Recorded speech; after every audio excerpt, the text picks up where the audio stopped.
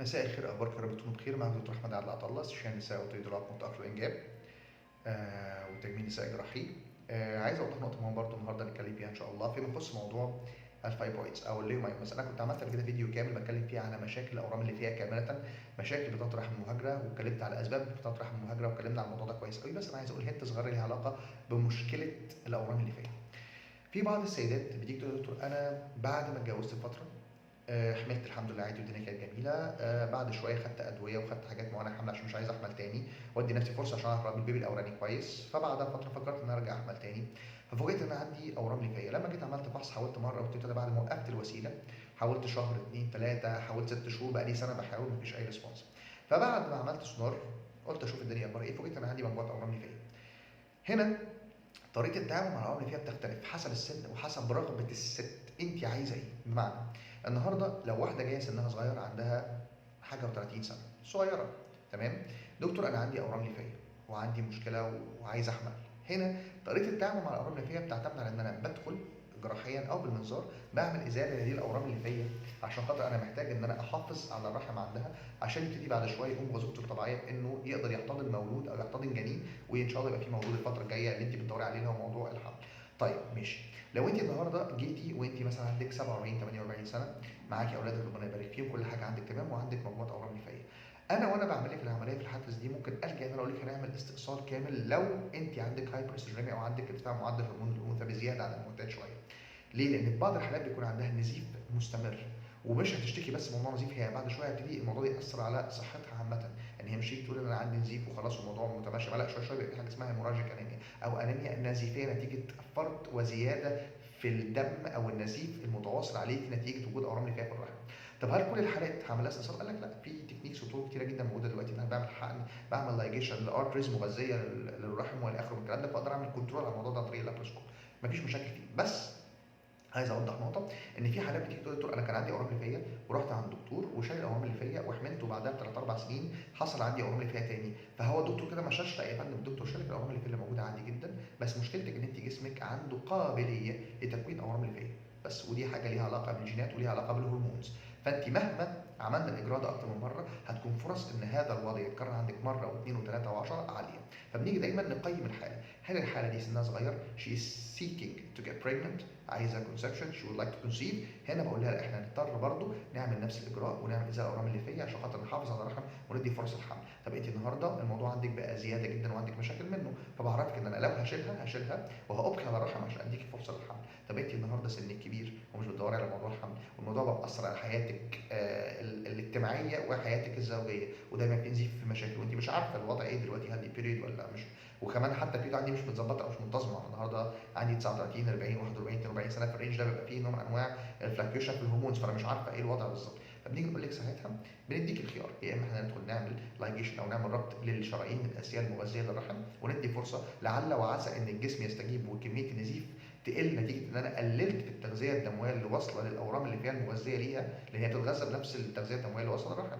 فانا عملت عليها كنترول واديت فرصه ان الدم ينزل شويه وبنشوف حصل استجابه، اتس اوكي. ودي حاله كنت لسه عاملها الاجراء ده من قريب، ان هي كان عندها نزيف شديد، وبعد ما عملنا الاجراء ده الحمد لله الحاله ما بتشكيش باي مشاكل خالص، رجعت حياتها طبيعيه لا تعاني من اي مشكله.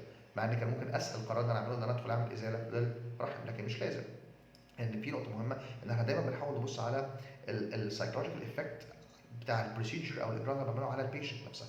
انا مش عايزها تحس في وقت من الاوقات ان هي ينقصها شيء بلا داعي، فمش اسهل حاجه ان انا اعمل ده. لكن في بعض الحالات بيكون للاسف هو الاجراء الوحيد المتاح حفاظا على حياه المريضه، وفي نفس الوقت عشان اديها فرصه تعيش حياه بشكل اكثر اتزانا واكثر منطقيه. فاذا احنا بندي ادويه، مفيش استجابه، بنعمل لايجيشن لبعض الشرايين الرئيسيه المغذيه للرحم عشان خاطر نعمل تقليل الدم اللي وصل للرحم، وبالتبعيه نعمل تقليل الدم اللي وصل الاورام اللي فيها فنقلل مشاكلها، ويمكن بعد شويه يحصل لها ضمور وتبقى وظيفتها مش زي ما احنا منتظرينها، او ما يحصلش منها نزيف بالشكل اللي كنا متعارف عليه فتره ما، فكده وصلنا برضه نتيجه كويسه جدا جدا. طب وفي بعض الحالات نتيجه تعدد اورام الليفيه وصعوبه ازالتها في بعض الحالات ممكن نضطر نرجع لهذا الموضوع، لكن عمرنا ما هنلجأه لسيده عندها معدل خصوبه عالي ولسه سنها صغير وبتدور على موضوع الحمل. فالعلاج بتاع الموضوع بيختلف حسب الوضع بتاعنا، حسب حالتنا، وحسب الاستجابه بتاعت الحاله اخبارها ايه.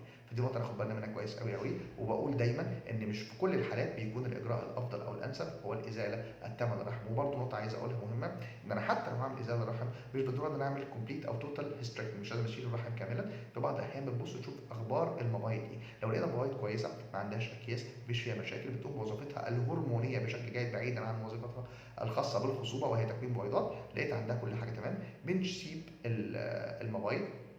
لان في الاخر انا مش محتاج ان هي تعيش بقيه عمرها معتمده على الهارت، او بنسميها الادويه اللي بتعوض الهرمونات اللي بتبقى المفروض تخرج من الموبايل. فانا ببص دايما لحاله المريضه وبقيمها كويس واشوف هي محتاجه ايه، ودي نقطه بغايه الاهميه. اتمنى نكون فهمنا الموضوع كويس وعرفنا ان مش كل الحالات بالضروره يتعمل لها استئصال، ومش معنى ان انا عملت لك عمليه قبل كده وتم ازاله بعض الاورام اللي فيها سواء كان جراحيا او عن طريق منظار اذا الموضوع مش هيتكرر عندك تاني، او ان بعدها ظهرت يبقى الدكتور ما كانش شال. لا خالص، هو ممكن تتشال ويحصل ليها ريكارنس اكتر من مره.